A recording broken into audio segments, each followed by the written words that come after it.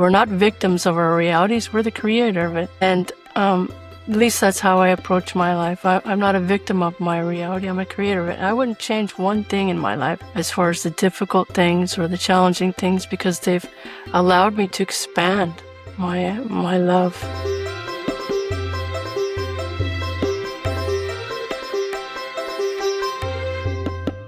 Welcome to Buddha at the Gas Pump. My name is Rick Archer. Buddha at the Gas Pump is an ongoing series of conversations with spiritually awakening people. We've done over 750 of them now. I was going through old transcripts of previous interviews because we're doing some interesting things with those. And I always say this at the beginning. It was back like, we've done over 250 of them now. Now it's 750. Wow. And as always, if this is new to you and you'd like to check out previous ones, go to batgap.com and look under the interviews menu where you'll see them organized in various different ways. This whole program is made possible through the support of appreciative listeners and viewers. We don't run ads on the audio podcast, and we run very minimal ads on YouTube. And the sole means of support is donations from people who appreciate it and would like to help support it. So if that's you, there are PayPal buttons on every page of the website. My guest today is Tammy Lee Anderson. And Tammy Lee is one of these people. I said this to the guy that I interviewed 2 weeks ago also, but one of these people who seems to have packed about 6 lifetimes into one. I won't even remember all the things she's done, but she's been she's had several near-death experiences. She's been an Olympic-level kayaker, competitive kayaker. She's a 5th degree black belt in Aikido. She's a psychotherapist. She has lived as a monk in a very remote monastery. She's worked in, with homeless people and in battered women's shelters. She has a couple of master's degrees, and she's now a professional medium in addition to being a healer in other respects. Oh yeah, she's a Rolfer. She's got qualifications in that. And now she's working as a medium, and other things which she'll explain. How many things did I leave out there, Tammy Lee? That's plenty. That's enough. Did I get most of them? Yeah. Okay, good.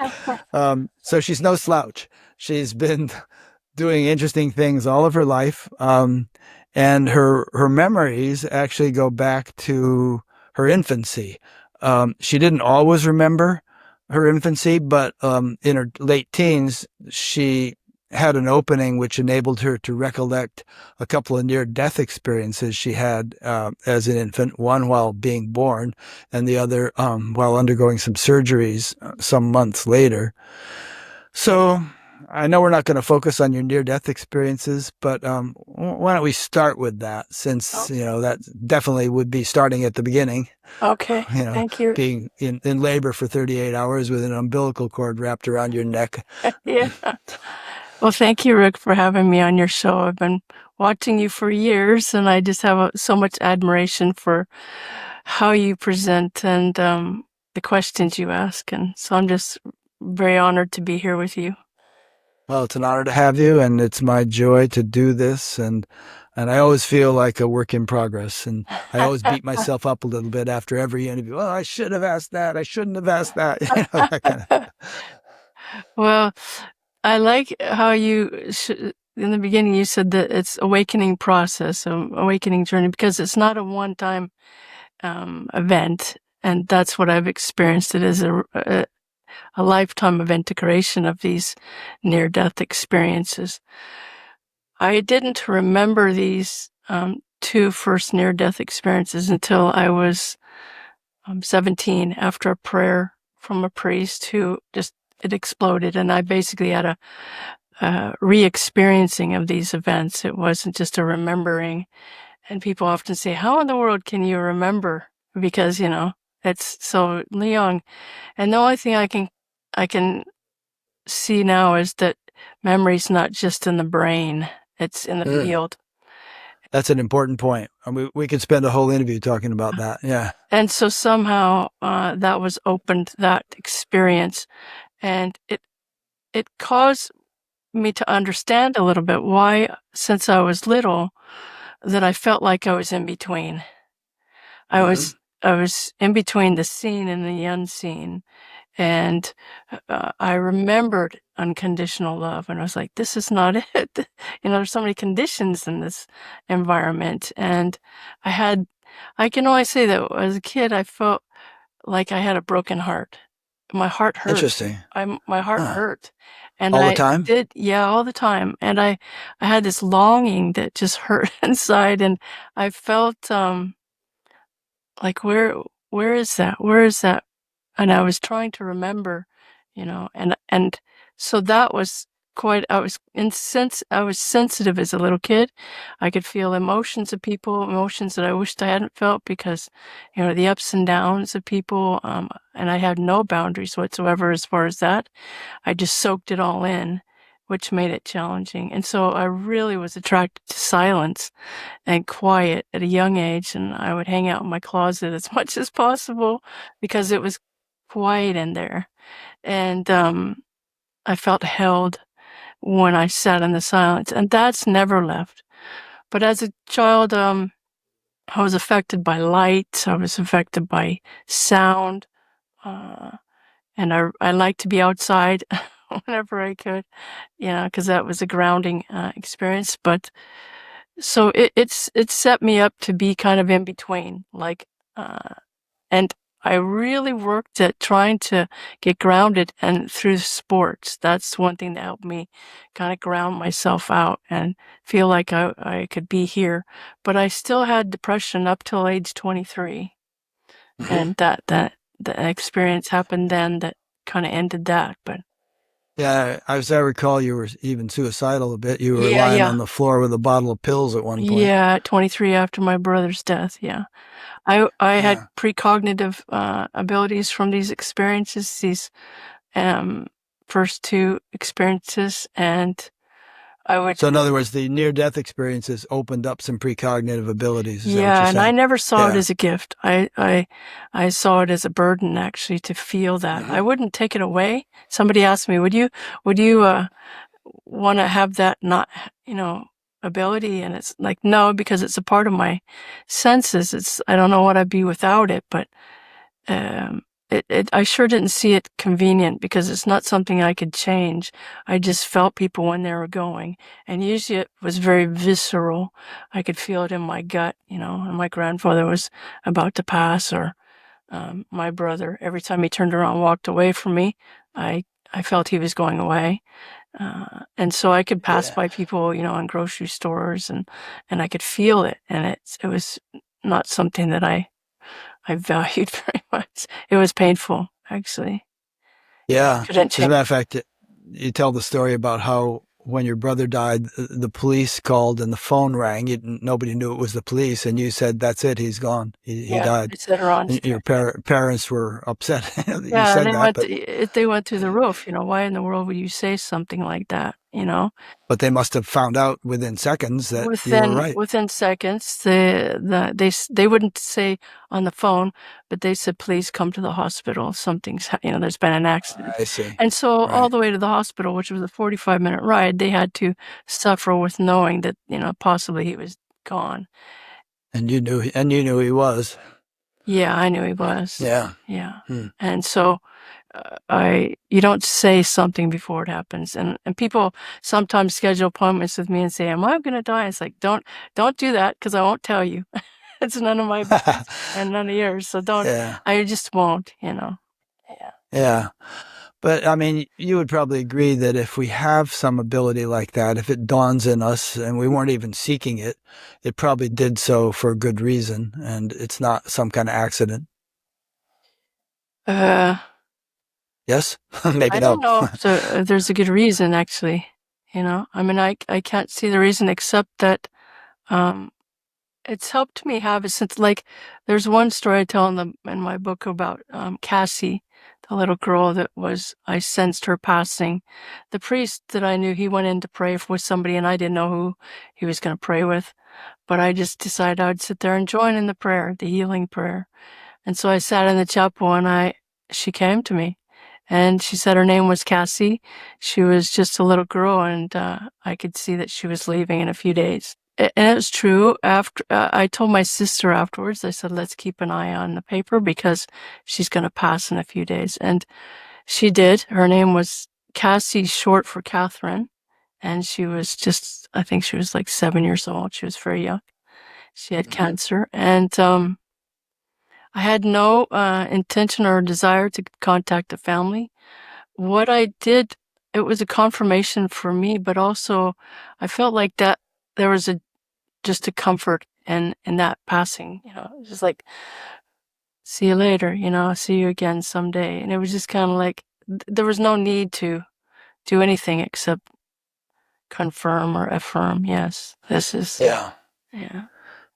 So this priest, as I recall, you liked to visit a particular chapel. You weren't really into religion so much, but you just loved the feeling there, and you would sit there, and some priest noticed you Yeah. and asked if you would like some kind of a blessing or something, and he Yeah. gave you the blessing, and that's what opened up this memory of near-death experiences Yeah, as a child. I was about 17, and I would like to go to this chapel because it was quiet, and I like to go there when there was no one there.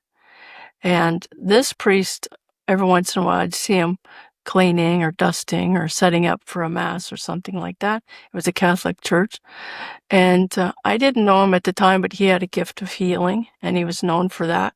People would come from all over for healing from him. And he one day walked up to me. I was sitting there, and he saw me before, so he was curious, I think. And he said, "What brings you here?" And I said, "I can't really verbalize it, put it into words. I love the silence. I love the quiet." And he said, "Can I say a prayer for you?" And I didn't know what to expect because I wasn't brought up in a religious family. Um, so I just said, "Okay." And when he laid his hands on my head, I just felt this warmth go through my whole body. And then I felt it settle like in the solar plexus. And it was like honey going, and it was just like this cascade. And then it just exploded into this remembering, re-experiencing. And I experienced my mom in labor. I experienced it from so many different positions. I experienced it from my mom's point of view, from the people who were in the operating room. I experienced it from my point of view, but I couldn't breathe because the umbilical cord was wrapped around the neck, and I was in the canal for so long that basically by the time I came out, I was blue and flat. And they just said to my mom, it didn't make it. They didn't say if it was a girl or a boy, it didn't make it. And they whisked me off into another room, and what I remember there is my mom like a beacon of light. It felt like her pulling me back.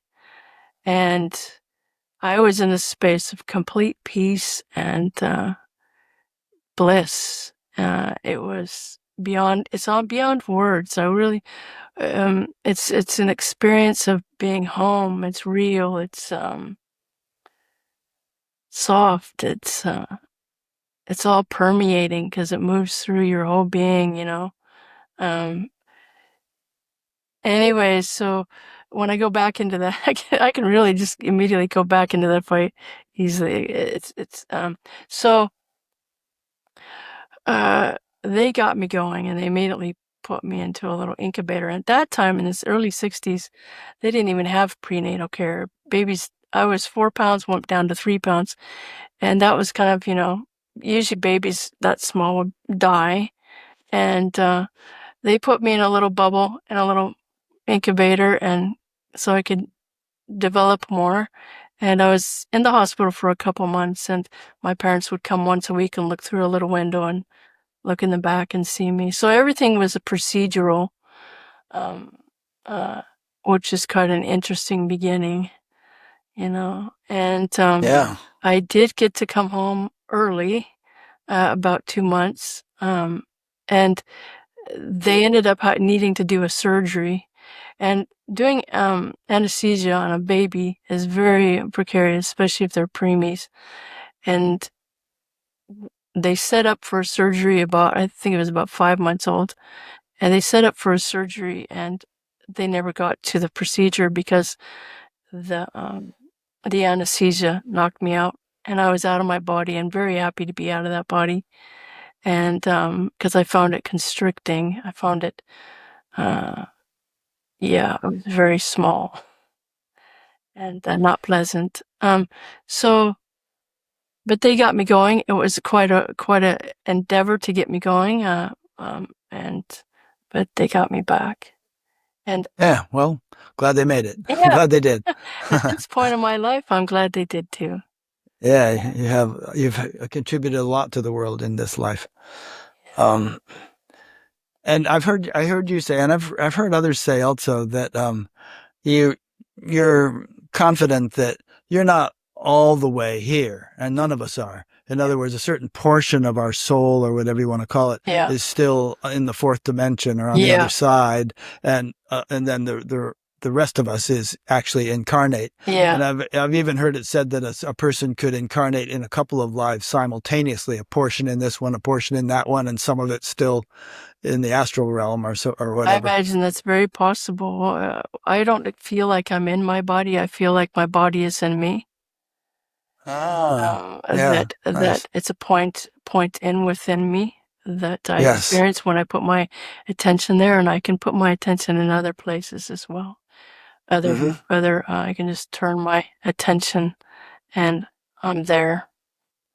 Yeah. We were talking in the beginning about how growth and progress and evolution is a lifelong process. It's continuous. There's no final destination that we reach. And I like to think of it in terms of expanding and clarifying our multidimensionality, the rather than being locked into a narrow band on the spectrum, just beginning to live the whole spectrum and being able to navigate or function at whatever point in the spectrum our attention is needed. Right. And I get that feeling from everything I've learned about you, that, you've gone all the way from the intensity of Olympic athletic competition to mediumship and everything in between, all kinds of different dimensions. Yeah. It's been quite a journey. It's been a journey of integration.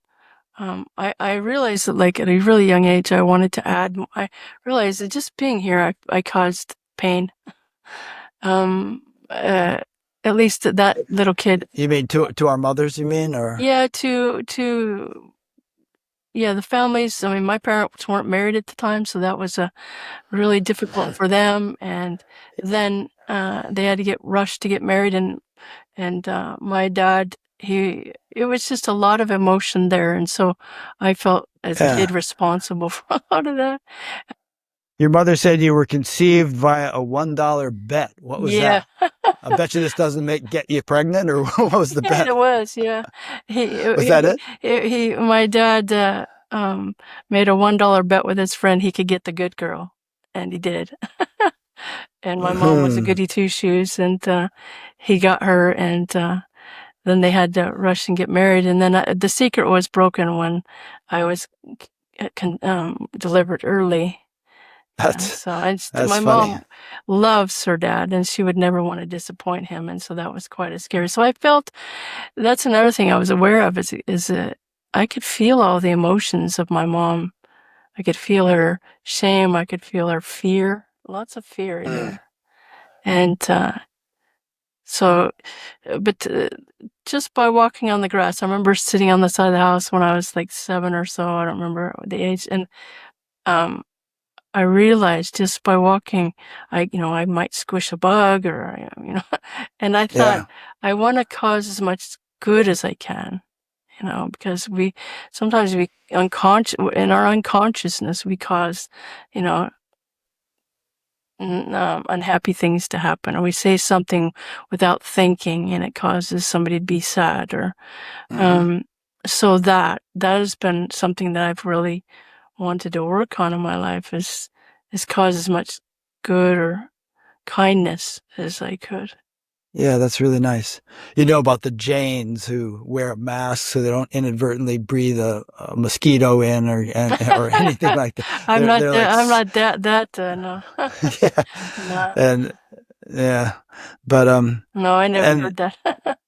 But of course, there's within us there are cells dying by Yeah. the thousands every second, and there's Every second. non-human cells. Our whole microbiome Yeah. is dying and regenerating, and so there's life and death thing going on all the time, and All the that's part of time. life. Yeah. Yeah. So we're dying and being reborn every moment. Yep. They say even that after about 7 years, every cell in our body has been replaced, except possibly in our teeth. Everything gets Yeah. Isn't regenerated. that amazing? Yeah. Yeah. So your second near-death experience is when you had surgery on your skull because the fontanelles had closed, Yeah. and your brain was getting constricted, and Yeah. your skull needed to be open. Was there anything distinctive about what you experienced during that one, or it was just more of the... Well, when I had the near-death experience there, I mean, that was caused by the anesthesia. And, Yes. but Oh, when that's right. when they rescheduled the surgery, after a few months after that, then I had an experience. I don't call it a near death, but it was an in between. I was going in between the whole time.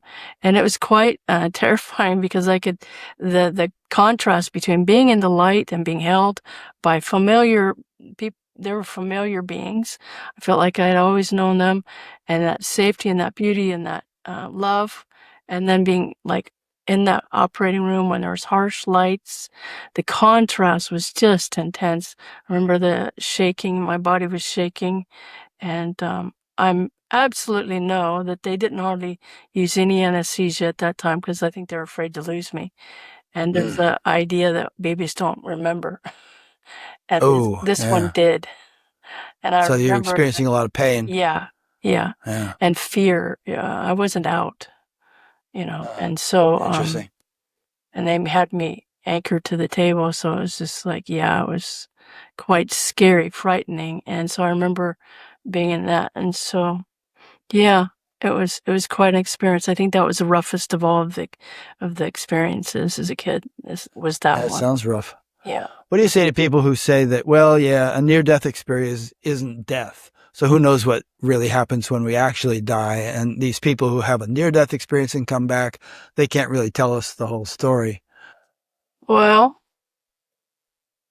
what is death? I mean, there really isn't any death. I would say I would call it closer to near life. It was a re-experiencing. That's what's more real than real. And so, uh, like you were saying, the body dies, every moment and is being reborn every moment. So, uh, yeah, I mean, I don't have much to say because about it. I just say that I know what I experienced, and it Yeah. was very different than this constriction of a human focus, a human intention, human experience. And it was home. It was freedom. It was, yeah. So Yeah. what would I say? I interviewed a guy a couple of weeks ago, one who has been studying all these different theories of consciousness, and including very materialistic theories in which, when you're dead, you're dead. That's it. That's the end of your Yeah, existence. yeah. And I made the comment of, boy, all those people are going to be so surprised when they die. The people They who are. espouse those theories are going to think, holy crap, how did I not know this? Yes, and I've had people and I do the mediumship now, which I never thought I would ever do, but here I am doing it.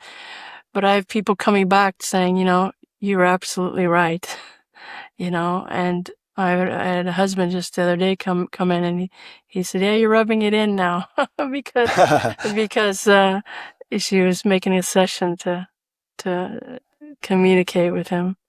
And Yeah. he said, yeah, you're absolutely right. He didn't think there was anything afterwards. So that experience this is like a form of experience, and that is more formless, what's hard to put into words, Yeah. what it actually feels like. But it's interesting how dense earthly life is, and Yeah, how yeah, how it kind of blinds us so profoundly. yeah.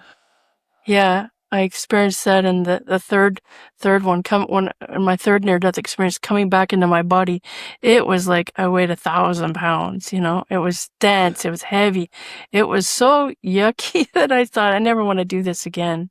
I never want to go out of my body again and come back in because that was the hardest part. It was. Yeah. so the density of it and the slowness of it, and it felt like molasses, and but as I've gotten older and integrated over time, I understand that this is the contrast. We need these experiences, human experiences, to have this contrast, because love is relational. It's not isolation. It's not. It's the contrast gives a depth to love that we wouldn't have otherwise. I can choose. I grow into my yes. Can I even love this? Can I even forgive this? It's a different experience. It's not. It's an embodied experience of love rather than an intellectual one. It's yeah, if that makes sense. Here we get to embody love. Here we get the opportunity to embody love. And when we're out of these bodies, it's not an embodied experience. It's way different. It's hard to compare it. But I know that we choose, this is like the edge of love. It feels like, well, we're giving love the possibility to have the experience of choosing every moment. Yeah. I was saying a few minutes ago about how life is multidimensional. Maybe you could elaborate a bit on the necessity of human life as in the course of our overall evolution, and how we have opportunities here that we wouldn't have if we were just in some ethereal realm, disembodied as a spirit. Yeah.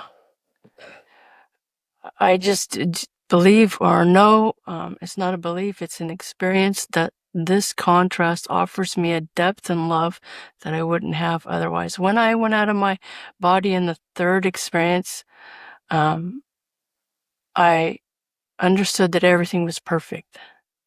That the design of this, even though on a human point of view, it's not perfect, and we have suffering, it's, people, but this, having the experience of grief and loss, and it gives a depth to love. I always thought I never want to meet somebody who didn't have some dysfunction in our life, because they would have no compassion. They would have no, they don't know what it feels like to lose a child, or, lose a loved one,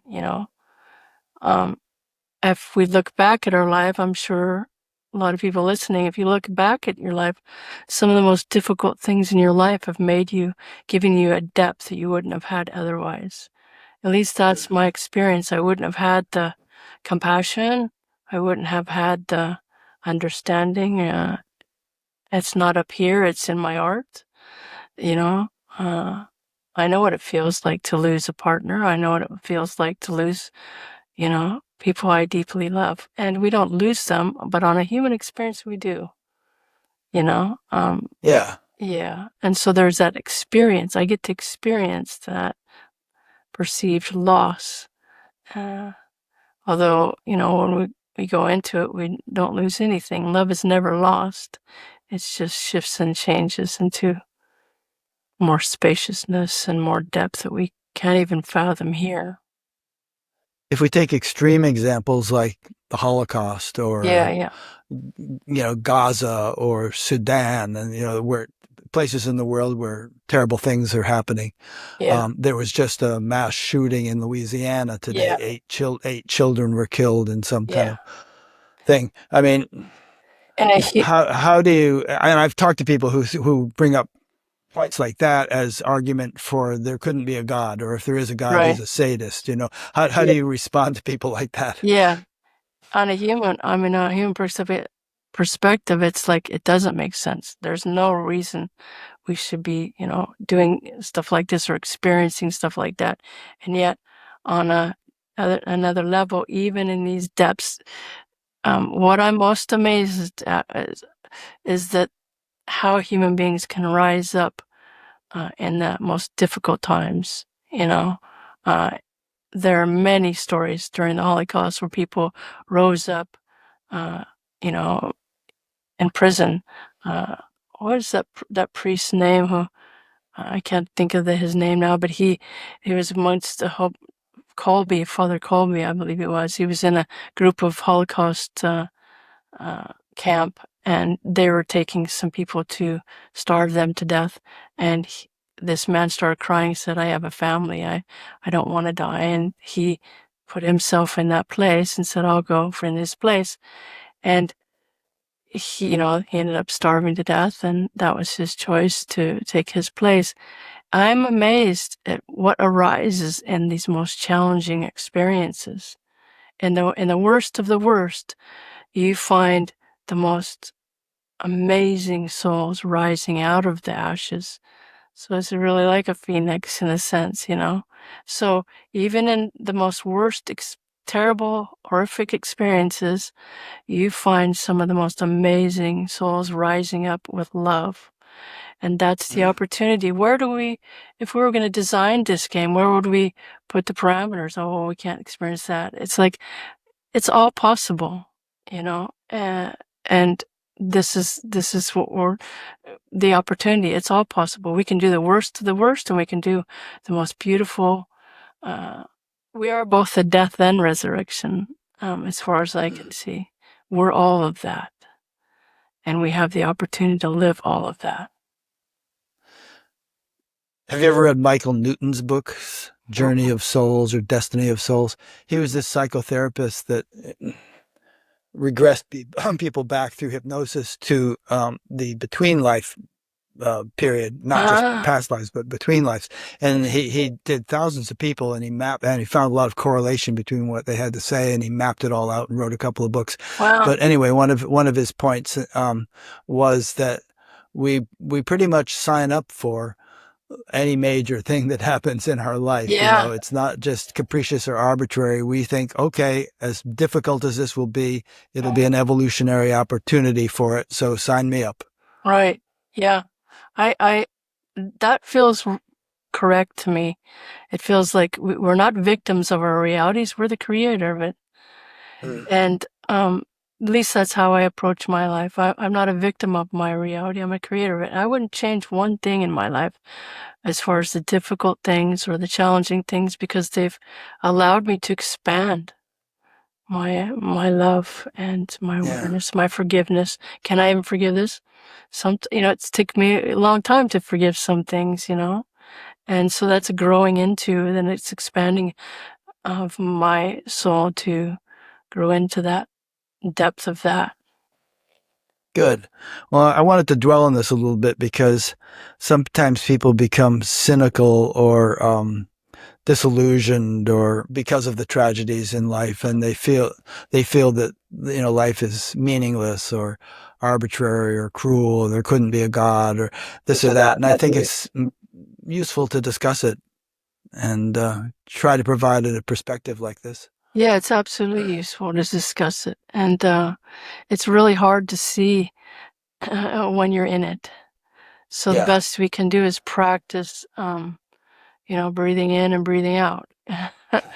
Sometimes that's the best we can do in the moment, and we feel the depths of, this is not fair, this is not right. On some level, it's not.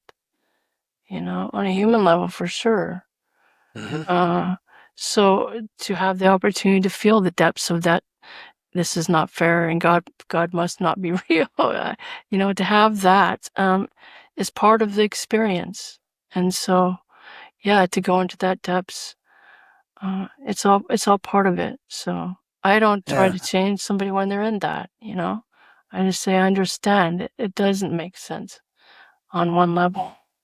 That's good. And I'm not suggesting for a moment that we should say, oh, you signed up for this. This is your karma. I'm not saying that.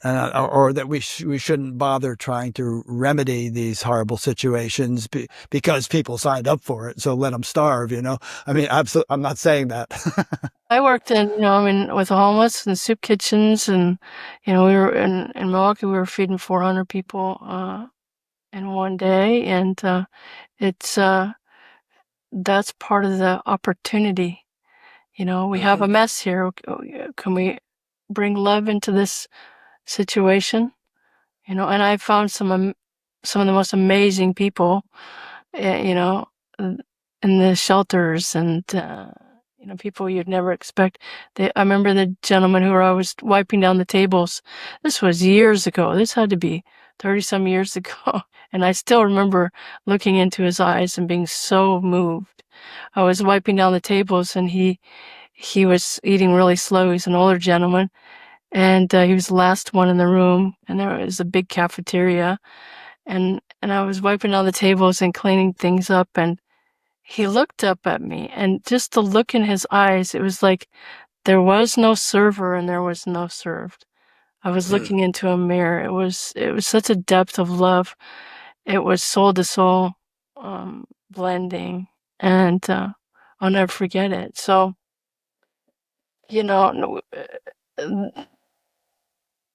seeing the suffering, I mean, I've worked at battered women's shelters. I've worked as a chaplain. I've worked in all kinds of things that involved healing and being there. I've worked in jails. And so it's not that we're okay with, all the things that are happening in the world. This is the opportunity. What will we do with this?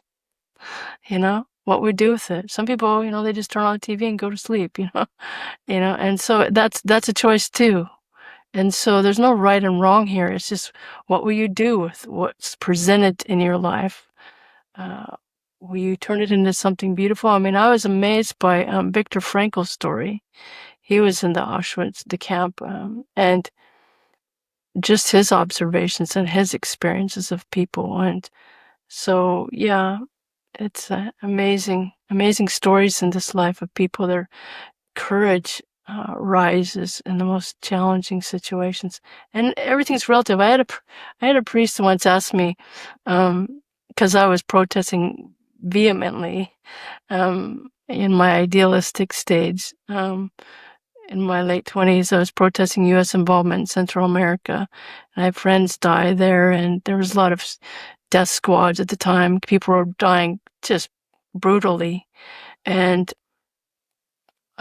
he said to me one day, he said, "You live in the United States and you're quite comfortable, and you're projecting." He had worked in Central America. He lived there for many years, and he worked with the people. And he said, there's a lot of projection happening because it's all relative in a sense. And I only understood what he was saying later. We project our paradigm, our framework, our view of the world onto other parts of the world. We don't know what they're experiencing. He was saying something similar to what Viktor Frankl said. Was Viktor Frankl one time was walking in New York down the street, and two ladies were looking at a magazine, and they saw like 7 or 8 prisoners in the camps on this bed, this platform. Basically, it was just a wood platform, and people would cuddle into this little place, and they were saying, "Oh, how horrible this is," and they were just going on and on. And he looked over their shoulder and said, "Actually, that was a fairly good moment there." So they weren't being beat up. They were safe. They were, and so everything's relative. We can project so much onto, the world. And it's like, but if we come back to what we're experiencing in this moment, almost like I'm saying, is sometimes just mind what's in front of us, mind, love the person in front of you, and if that's not happening, then, what I talk about in my book, the story of when I was doing those protests, and one of the sisters, religious sisters that I was with, she's a Franciscan, and she was getting arrested. And I saw the anger in her eyes as she was getting arrested. This was a nonviolent protest, so it didn't compute that she would be offering so much resistance and anger to this police officer. And I saw in that moment that what she was angry about had nothing to do with what was happening. It was internal anger, something much deeper. And so I turned it on myself. What are you angry about? What are you projecting onto the world, that you want to go save the world, and you can't even, for me, it ended up, I can't even love my father in a way that's, respectful or at a depth that is needed. And so I packed everything up, drove 2,000 miles, and attempted to work on that relationship to have some kind of integrity. And then that didn't work. It was like we were at each other's throats. And so I realized that I was asking him for something that he couldn't give. And so, and I was asking for love from the outside in instead of inside out. And so I went deeper. I said, you have to love from the inside out. So many of us are trying to get love from the outside in, and that's where we're unhappy. We hate you because you're not loving me. You're not, when we come into a partnership with a partner, it's like many people come into the relationship, what can I get out of this? Rather than what can I give?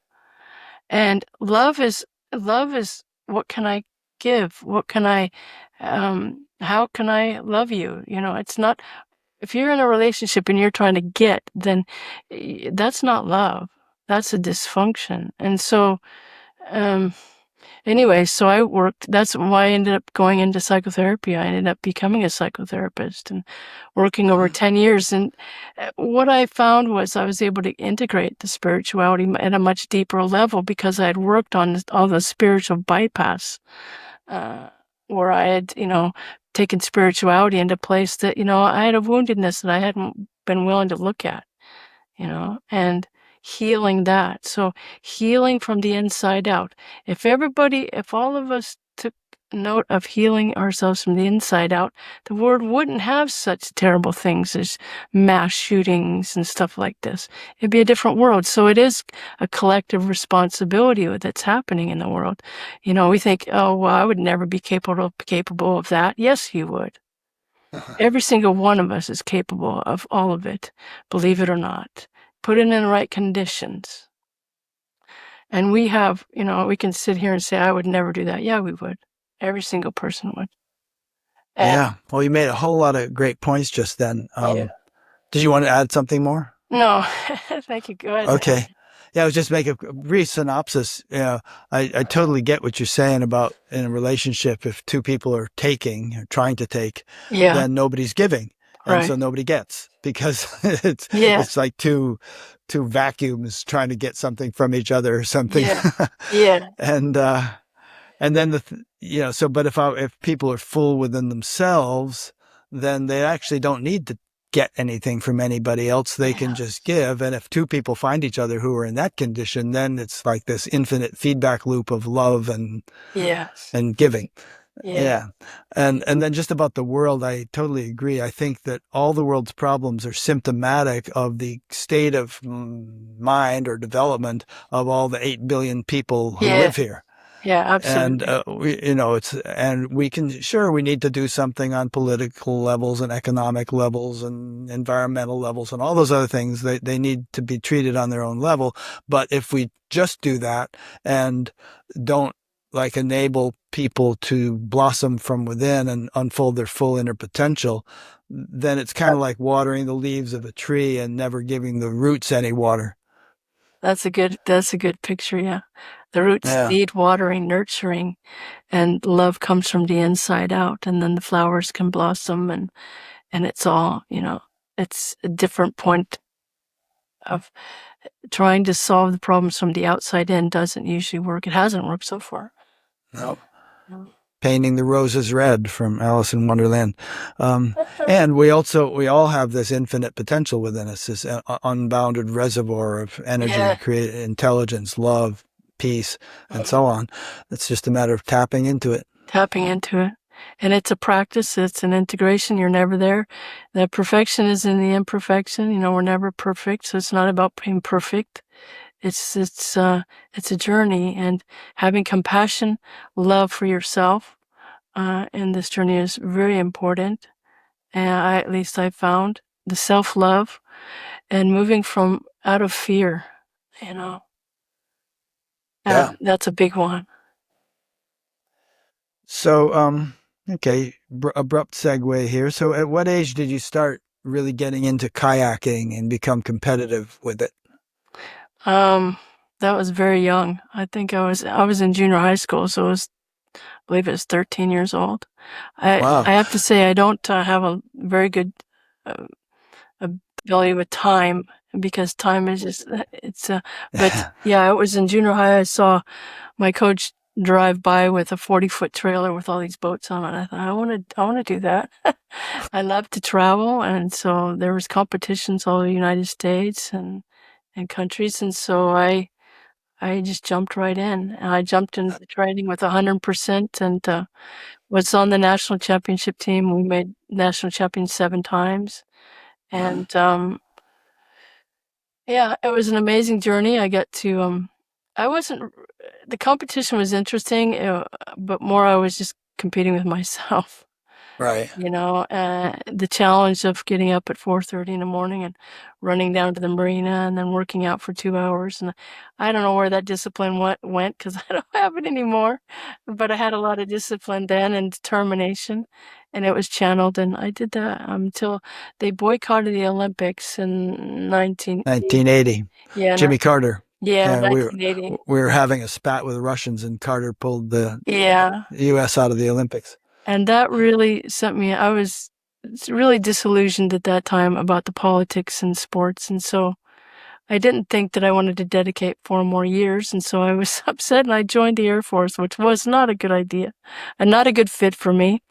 At the time, I had converted to Catholicism just a few months later, and I was just really deeply seeking. I wanted to, I was just a little bit lost during that time. Yeah. Cause I mean, had 150% dedication and focus, and then it was just like blown up in my face. So yeah. Well, and there's some amusing stories about your Air Force tenure, but we'll say people can read your book if they want to hear those. We won't spend time on them right now. Like the way you folded your clothes and never wore them, so they always look perfectly folded. Yeah. And then when did you get into Aikido? Aikido was when I was in junior college, so that was right after, actually. That was in 1981, 1982, 81, 82, I believe, semester. And I was in junior college, and I didn't want a competitive sport again. And I heard about this non-violent, non-competitive martial art, and I thought, oh, I'll take that class. And the reason what got me is that I found that when I was training with my instructor there at the college, that one day he had an observation, and he said, you have a lot of defensiveness in your body. Anybody else would have said that to me, I would have punched him. But to him, it wasn't judgmental. It was just a clear observation and it was true. I had a lot of defensiveness, one just probably from my childhood, and locked up. And so I found that the martial arts and Aikido, I could learn a lot about who I was through the movement. And I could learn to soften some of the defensiveness into blending rather than, fight. And fighting for me is definitely in my nature. I have to say, even though there's definitely a peacemaker and a soft side to me, there is a warrior. And that's, I don't know, part of my nature. I think I felt like I was fighting from the first breath to breathe. Breathing from a baby I remember not being able to breathe. And with my dad, it felt like if I lost the fight, I would die. So there was that complication of how do I learn how to blend rather than fight? And that's been a lifelong integration. So Aikido was really good for you in that respect. Yeah, it's been amazing. And so I've been at it ever since. I had my own school, and yeah. Yeah, and you were a 5th degree black belt.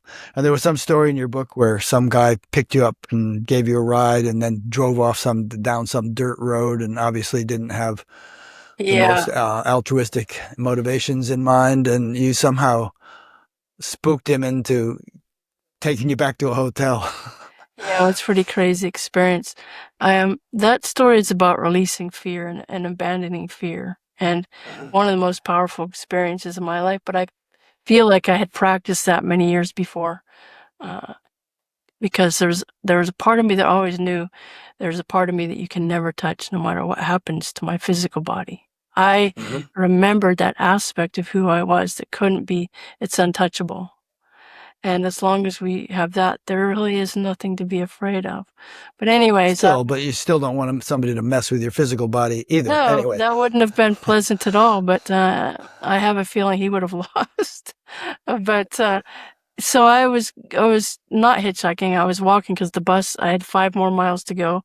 And he pulled to the side and said, "You want to ride?" And so I said, "Okay." Well, and so I jumped in, put my backpack in the back, and it was just a 5-mile ride down to Taizé, which is an ecumenical conference and a gathering of young people around the world. Anyways, he had other plans, and it ended up getting dark, and he drove down a dirt road, and everything in my body was just shaking in fear. And so it's like the cartoons when your knees knock, the knees knock, and I felt like I was kind of out of my body as he was driving down the road. I thought, you're in a bad situation. You don't speak the language. You're secluded here, and this is not good. And I just started Oh, praying. this was not an English speaking person? No, it's French. It was in Oh, France. okay. In France. Yeah, Okay. it was in the countryside in France. So Yeah. he was trying to get seclusion by driving down this dirt road off the highway. Right. And I just started praying, and I said, if this starts, one of us will not leave here tonight. He will kill me or I'll kill him, but I would not be a victim. I will not be a victim.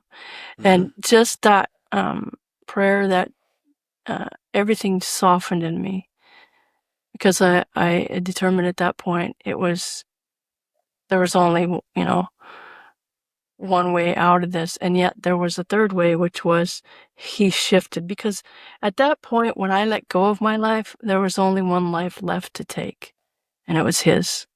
And I would have killed him, and I wouldn't have left him breathing. And some people say, how can you be a nonviolent person? It's like, I teach self-defense. I teach downright dirty self-defense to women. I have taught at the university for over 10 years. And, people say, how can, there was a story, I'll continue that story in a minute. But, there was a story when I was in college where I told at the university every semester where, you know, um, people would say, especially women, I would never fight back, because, I can't do that. I'd never poke their eyes out because, that's gross. It's like, well, would you do it if your child was there? Yes, absolutely.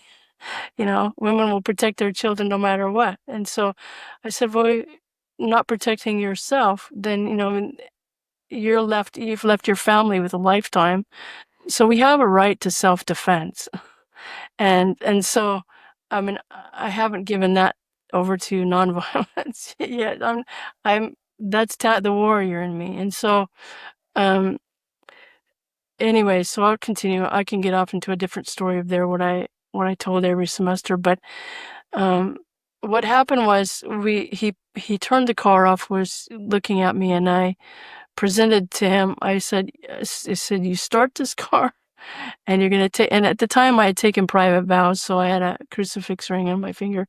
I said, you start this car, and you take me to town, and you're going to take me to a hotel, and tomorrow you're going to pick me up, and you're going to take me where you should have taken me in the first place. And I said it with such authority that he just melted. I mean, and he understood enough English to get yeah, what you he were saying. understood English. Okay. Yeah. And he understood the power of what was coming out of my presence. And he felt death in his face. Because it just went like white. He looked like he had died. Interesting. And he started shaking as well. And then he started the car. He took me into town, and he picked me up the next morning. I was a bit surprised, but he did. And then he took me to Taizé, and then when he got out of the car, he had the audacity to say, "Be careful, it's dangerous out there." And I took a Franciscan cross, and I gave it to him. I said, "I'll see you again someday," because I believe I will. I believe that I'll see him in the next world, and that would be an interesting story. What I learned from him was, ultimately we have nothing to lose in the most dire situations, whether it be in a prison or, somebody. Love is always present. You're never alone. If you know that deeply within yourself, no one can take that away. Not the meanest, baddest person in the world. They don't have that power. And so letting go of fear to that level, yeah, Good. Well, thank you. And I'm glad I'm glad you stood up to him. A couple of questions came in. Let me ask them. One is from someone named Damian Lewis, who wants to know, following news nowadays can get depressing and exhausting. However, if the soul grows and learns if the soul grows and learns the most through difficulties, maybe the apocalyptic doomsday scenarios are actually the best for growth of the souls. What are your thoughts on that? Well, I think there's a balance to that, right? Because I think it's important right now to be mindful of what we connect to, what we're plugged into. At least for me, it's been, who will I sit at my table, every day? And because that's what I'm vibrating at. If I get it in little pieces. I don't want to be so disconnected, but my true work is within, and I really don't feed into what's going on unless I can do something about it. And what I can do about it is working on myself from the inside out, working on the relationships close to me. That's what I can actually touch and engage with. But plugging into the program can be quite risky because you're plugging into a program that, one, we don't even know who's designing this program, and they're moving people into states of such fear that fear works. You can have a lot of control over people. It's always worked if we can get the masses afraid. So everything is an opportunity for growth. But I would say be mindful of what we plug into. Does that make sense? Did I answer? Yeah, I think so. I don't know if it's the doomsday scenarios that are the best for our growth, like obsessing about the horrible things that might happen. But if bad things do happen, as we were discussing earlier, then are they happening just capriciously or meaninglessly, or is there some kind of cosmic orchestration that in the big picture, if you could zoom out far enough, is most conducive to the growth of all souls concerned? Everything's an opportunity. Everything is an opportunity for love. Everything's an opportunity. And so when we zoom out, this is an opportunity. Can I choose love even in the midst of this horrible thing that's happening? It's so when I zoom out, yes, that's the question. And Viktor Frankl talked about this, man's search for meaning. What meaning do we put to this? And so that's a choice as well. What meaning will I give this? Yeah. There's a couple of bits from the Yoga Sutras of Patanjali. One is a verse that says, avert the danger that has not yet come. And I think of that in terms of if you're doing spiritual practice, maybe you have some kind of karma coming along, which is going to mean you're going to break your leg. But if you work up enough what they call punya, which means spiritual merit, then maybe you just stub your toe or something like that. And then there's another verse in there which talks about how in the vicinity of spiritual practice, disharmony or chaos or incoherence remains at a distance. And, I feel like if enough people were on a spiritual path in this world, then we wouldn't have to end up with violent outcomes and wars and all the terrible things that happen. As we were speaking earlier, those things wouldn't manifest because the ambient state of mind of humanity would just not manifest such things. It would be manifesting more positive things. Yeah, that's most likely, because it is a vibrational experience. So if we're, I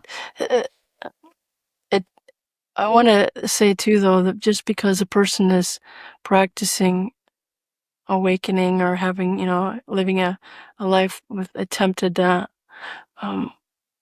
taking everything as an opportunity to love, it doesn't mean that challenging events don't happen, and that's not a sense of blame. It's not a sense of blame on the person. It's just, it's life, and it's life in a human body that, you know, things happen and there isn't a homogeneous coherence happening in the world. So things do happen and on a collective. And so sometimes people suffer greatly. And there's many stories of, you know, people who have suffered greatly and they're amazing, loving beings. Sure. You know? Like Jesus himself. Yeah. Yeah. But there's a lot of things that can be averted, though. Like we've been watching The Pit lately, which is this medical drama, kind of like ER, but it's a current one. And about 75, it's about a hospital emergency room, and about 75% of the cases that come in are as a result of people doing something stupid. Like, setting off a firecracker in their hand, or, Yeah. some kind of accident that wouldn't have happened if they hadn't been drunk or had been Right. thinking more clearly or whatever. So, you can avert a lot of calamities by getting your act together, Yeah. here and here. Yes. Yeah, that's true. Yeah. Yeah. We learn the hard way sometimes. Yeah. Another question came in from Martin Klein.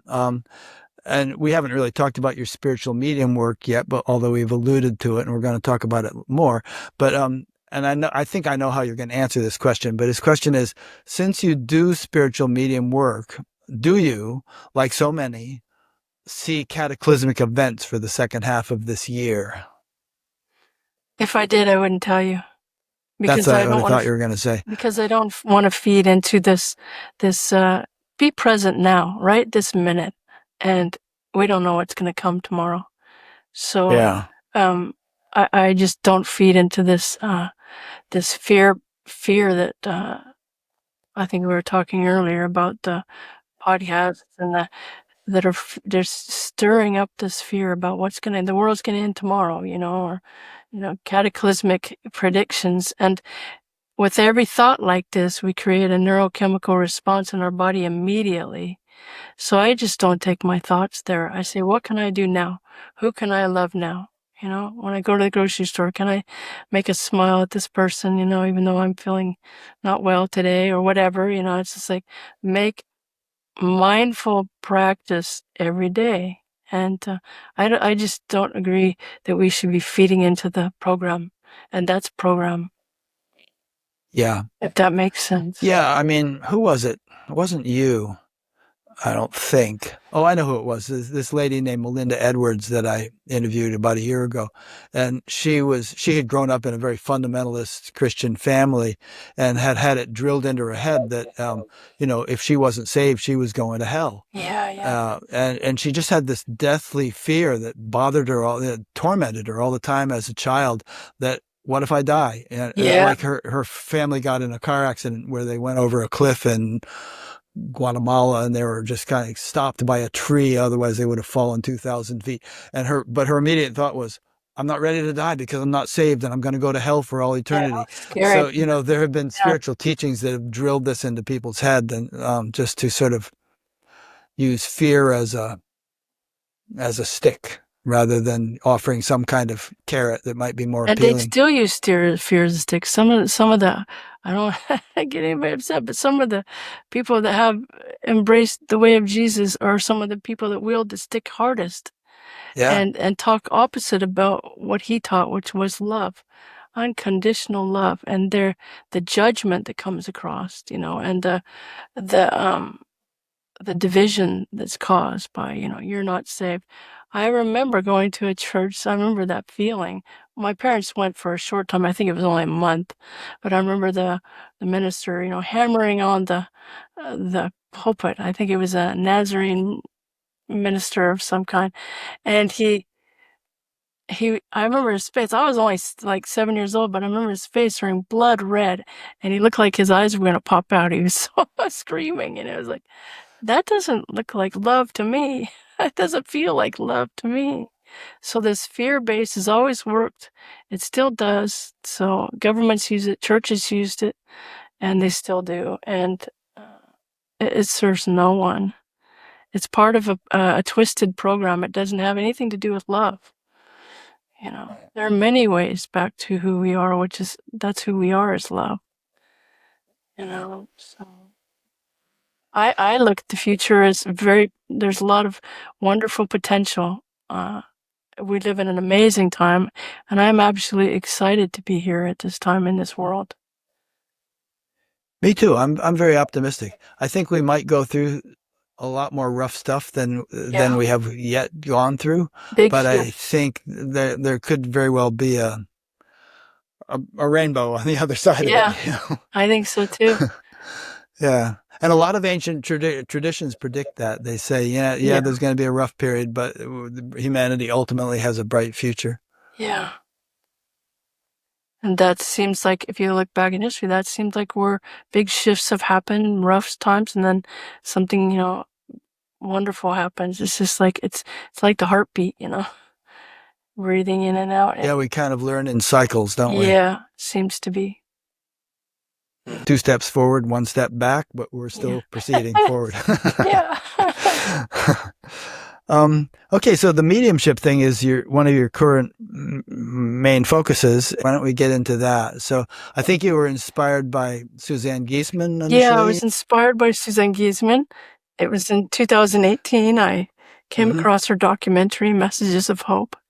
And I've always been interested in spirituality. That's been a thrust of my whole life since I was a kid. And I studied theology and philosophy because of that, and just, lived in many monasteries, searching and trying to get back to that sense of home. And when I came across her story, it was like, wow, somebody with such credibility talking about mediumship. And I had these connections since I was a kid, but a medium to me was somebody you'd find at a carnival or, Right. I didn't take it too seriously. And when she started talking about it, I took it seriously. And so I went to several of her trainings and got to know her, and very impressed. I took all her trainings, and then I ended up going to Arthur Findlay College right in 2019. That's the Mediumship College in UK. Yeah. And I was there for a couple months. Usually people go for a week, and I just stayed. And I found you it fascinating. You always plunge in 100%. Yeah, 100%. That's how I do it. Yeah. So I was doing it for my own spiritual practice. I had no intention ever to do this for work, and it just is. After COVID hit, my practice, my dojo, everything was closed. And so I had more time on my hands. And so I started practicing more. There was a platform called Very Soul, and it's an amazing platform where people can practice with practice partners. And so I started practicing it like a martial art, in the sense of, the discipline and every day. And it just got better and better, polishing, and it's a lot of polishing. It takes a lot of courage to do this, because you're trusting, you're opening yourself up to communication with, and you're building trust that it's not just your imagination, and that's come over time. That's come over time to build that trust, and I absolutely love it. And there's a certain point in my development, Barry Soul said, the feedback you're getting is so incredible. You need to be doing this for real, helping people that are in deep grief. So I thought about it for a while, and I said, okay, well, I'll do a few sessions and see how it goes. And it was amazing, and it's been amazing ever since. If you look at my life, Rick, I've done a lot of things. And the thing that I think is most interesting is that I've never identified with any of it.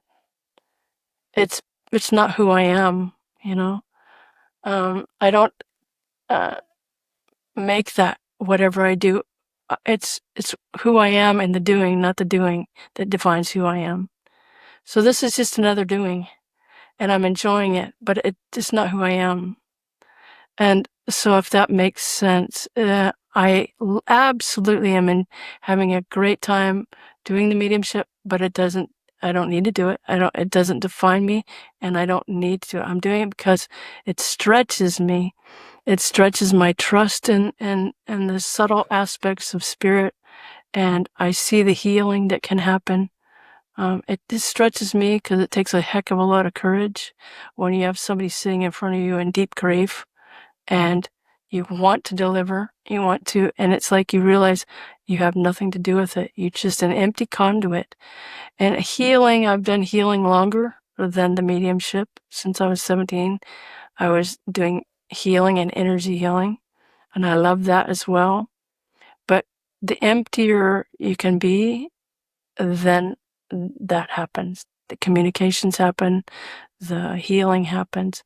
It really is being empty in the no mind.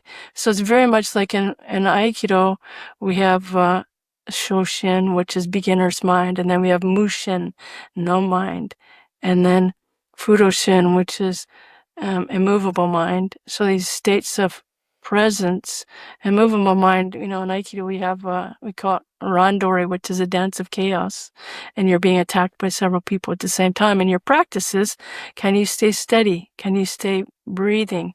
Can you enter, not back up? Can you engage with presence and direction rather than panic?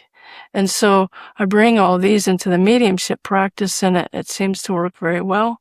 And it's a challenge for me, and so I'm enjoying it this time. I'm getting just a kick out of the stuff people don't understand in the moment, and they might understand later. And fun things like I should show you. I don't know if you can see a picture. Let's see, turn my phone off. But some of the most amazing things is the information people didn't understand in the moment. Like I told the lady her son came through, and I said, I've never had anybody do this before. In a sense, he said, spell the name. He said, it's not Brian, it's Bryan. And he said it twice. And I said to this mom, do you understand the name Brian? She said, no. And I said, okay, we'll just write it down in your paper and see what happens. Well, a few minutes after her session was over, she is writing me, and she says, oh my gosh, I figured it out. My daughter's getting married in 3 months. And that was her brother in spirit, my son. She's getting married in 3 months, and her surname is going to be Bryan. So this happens again and again, where people connect to other people that understand, or it clicks. Oh yeah, now I understand that. Tell the one about the little kid with the Easter basket pointing at his tooth. Yeah, that's a story I put in my book, where this young man, he committed suicide. It was very devastating for his mom. They were very, very close. And he came into this reading just strong.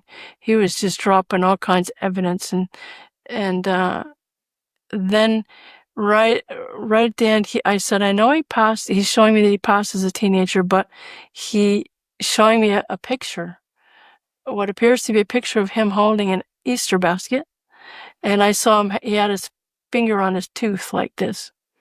And he was just a little kid at that point. Just 2 years old. I said, he's a toddler. He's a little kid with an Easter basket in this picture. And she said, no, I don't have a picture like that.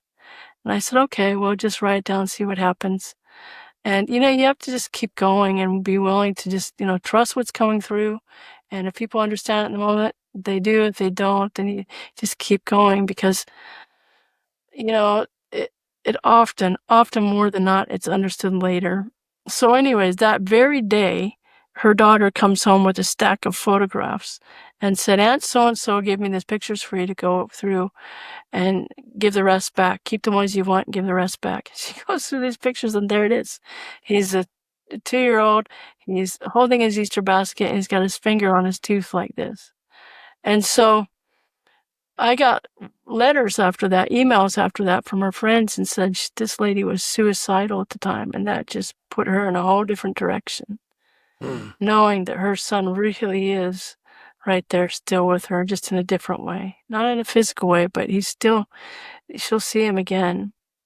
So they just shifted her whole direction. And so that happens again and again and again. I had one lady where I said, I don't know if I put this one in the book, where he was showing me he was in an accident. I was aware that he didn't pass right away because he I saw an ambulance go to the hospital, and then I just felt like I went into a fog. And she said he went into a coma and never came out. And I had to make the terrible decision as mom to turn the machine off. And I don't know if I made the right decision. Well, he had a lot to say about that. And that would have been a beautiful healing reading in itself. But then the next thing he showed me, I laughed because I said, it reminded me of Tinkerbell going in the sky here because I see stars, like she's putting stars in the sky. I didn't know what I was saying when I was saying Tinkerbell, but she did. She said that was the name of his dog. Oh. And Tinkerbell was about this big. He took Tinkerbell everywhere with him, and Tinkerbell died in the accident with him. I think that was in your book. I remember that now. Yeah. And then the next thing he showed me, let me see if I can find it. The next thing he showed me was a red and white flag. And I said, do you understand? Same guy? Yeah, the same guy. He gave me 3 pieces. Okay. And I said, Huh? he's showing me a red and white flag. Do you understand that? And she said, no. And I said, he's got me looking up at a blue sky, and I see a red and white flag in the sky. And she says, I don't understand that. And then my mind jumped in, and that's the part that you have to keep out. At least I do as a medium. It's just good to be empty and report.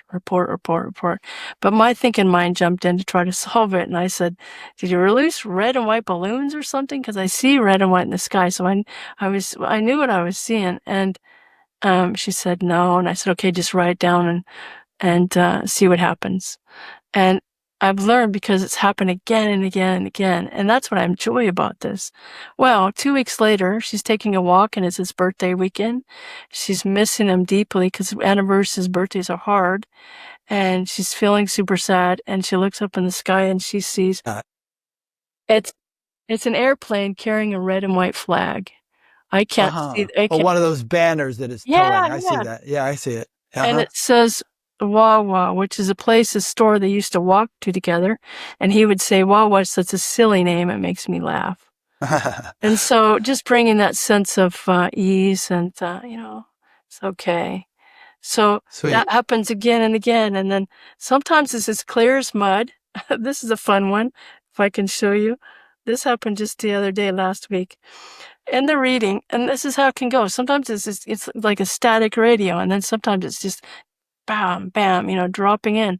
I don't have control of it, except my control is to relax. I find that coming into these communications with like a childlike essence of wonder and awe, without expectations. And it really helps with the people. It's not performance. It's not, and sometimes people come in and it almost feels like they want you to perform. It's like, just relax. It's a conversation. It's a relationship.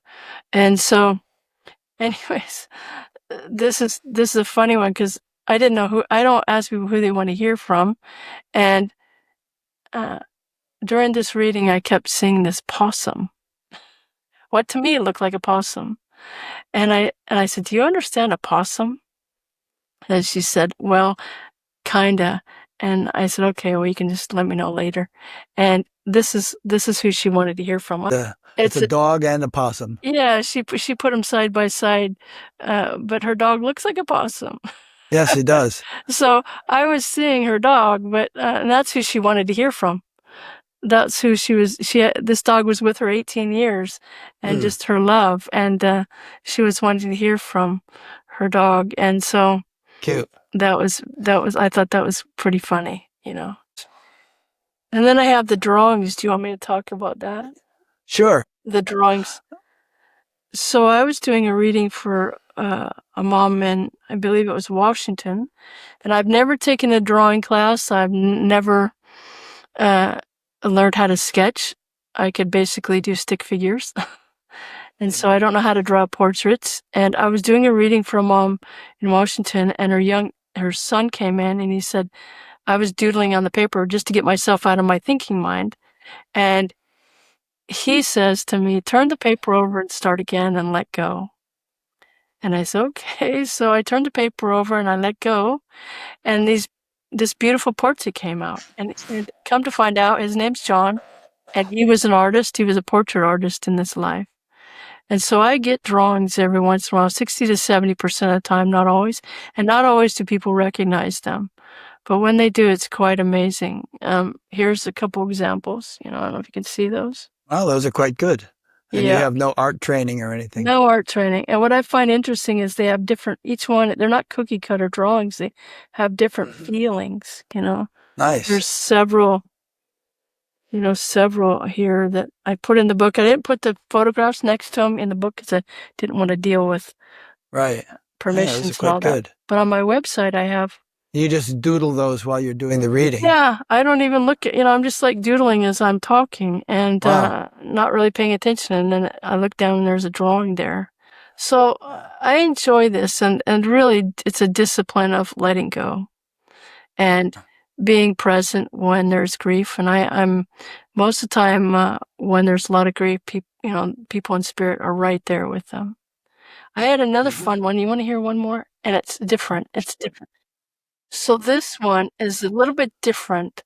Once in a great while, somebody here still in a body will have something to share. And usually what I find is there's so you're mediuming for a living person. For a living, and we're all living, but just in different. So right, an embodied person. Yeah, an embodied person. And like one time I had a gentleman, he came in and I felt foggy. I felt like it was like an Alzheimer's or dementia. And I said, he's showing me 2 motorhomes. Do you understand? And she said, yeah, that's my boyfriend. We're going on our last camping trip, and he's taking his motorhome, and I'm taking my motorhome because we get in arguments sometime, and we need our own space. And I said, well, he's saying if you communicate with me heart to heart, soul to soul first, then it's going to be a beautiful trip. I'll understand better if you come from that communication that's unsaid, but it's subtle, and he'll understand because you're communicating with him on a level he can understand. So that was pretty amazing. But the second one was... Were you able to help reconcile it so they could take just one motorhome? He said, no, I don't know. I didn't follow up on that one. But seems rather inefficient. Yeah, it does. But anyway, so the second one was I had this mom, and everybody came through. I had a family reunion. It was aunts and uncles and grandpas, and sometimes when I open the door, it's just like floods of people. Oh, crowd. But this whole time I said I had this young girl standing here. She's about 10 or 11 years old, and I don't often get ages, and so that was unique. And I said, she's showing me what looks like a playhouse. I see toys inside the playhouse, and I see a structure, and then I see a pink blanket over the top. And it didn't end up being a playhouse. I said, do you understand this? And she said, that's my daughter. She's living now. She's, I think, 10 or 11 years old, and she's nonverbal. She's never spoken. And this is a picture of her bed. And it's built that way to keep the light out. It has a pink blanket over the top. It has toys inside. And to me, it looked like a playhouse. But it's built that way to keep the light out because she gets seizures from light. But her message was incredible. Her message was, Mom, we can communicate just like the medium because it's a matter of the heart. And her mom says, I can do this too. And I said, we can all do this. There's nothing special at all about mediums. They're just crazy enough to keep practicing this, at least for me. And, but we can all communicate with our loved ones. And I'm sure, absolutely sure this mom has communicated with her daughter over the 11 years on the telepathic soul to soul level. So have you listened to the telepathy tapes podcast? I did after this, because I was wondering if there's other people who had experienced that, and I was quite impressed. Cool. I did write them. I'd be very interested in working with more people like this, because I think there's a great potential in this kind of communication. To me, it's more than telepathic. It's soul to soul. It's a blending. That's what I experienced in my third near-death experience. It wasn't mind to mind. It was a soul blending communication. Yeah. So as you were saying all that, telling me those stories, I was thinking about how probably everything in your life has contributed to your development to, enable you to do what you're doing now as well as you do it. Yeah. The near-death experiences and the Aikido and even the athletic training, the focus that required, the discipline and Yeah. the, meditation retreats and living in a monastery and all this stuff you've done.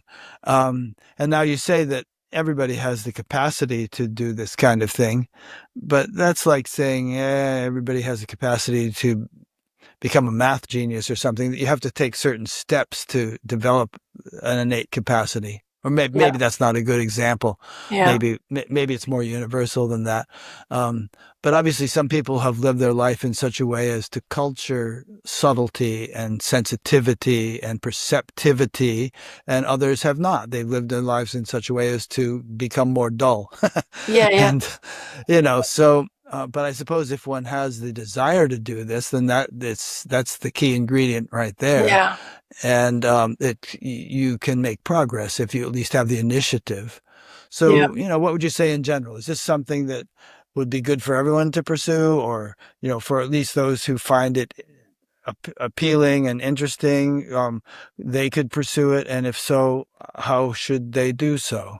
And I'm throwing a lot of questions in all at once, but I also want to ask you if you've ever had anything scary or deleterious happen to you as a result of this, like you opened yourself up to some negative entities or something like that. And if there are precautionary statements you'd like to make for people who might want to get involved in this kind of thing. Yeah. Oh, so that is a lot of questions. So if I forget one or there, we'll run through them again. So maybe start with, how universal is this? There's certain things that, I think would be good for everybody, like getting regular exercise or eating a good diet, or perhaps doing some kind of meditation or spiritual practice. Is this one of those things, or is this more like, if you're really attracted to it, then go for it, but it's not necessarily something for everybody? It's kind of like, I think it's true that my life everything is culminated into this. It's like it's just arrived here after many years of, I believe, doing. I just sorry to interrupt, and you can't do your Aikido anymore because you had a neck injury in a car accident that could cripple you if you twisted it the wrong way. Yeah.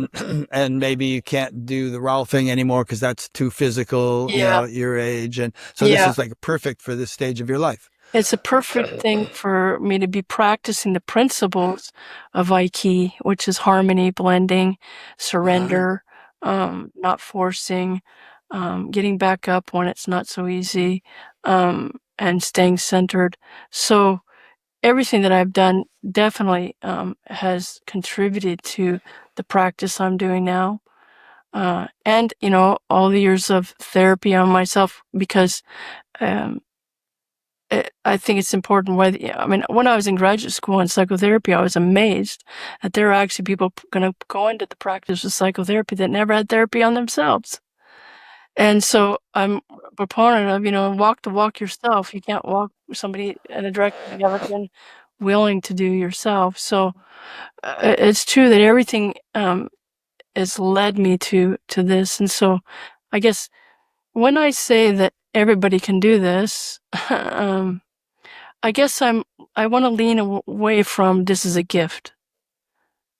Even though it is a gift, it's not something that, somebody dropped in.